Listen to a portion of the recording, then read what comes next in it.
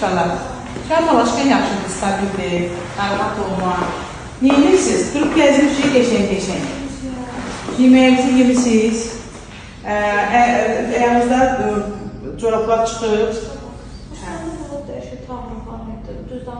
Çey kimi bir şeyler istəyirsiniz. Olacaq bir şey, qan dövran yavaş-yavaş.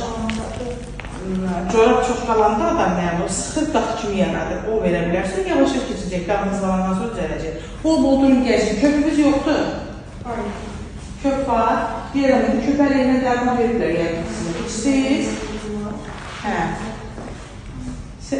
Başqa gecələmə yoxdur. Başqa gecələmə yoxdur. Şükür Allah.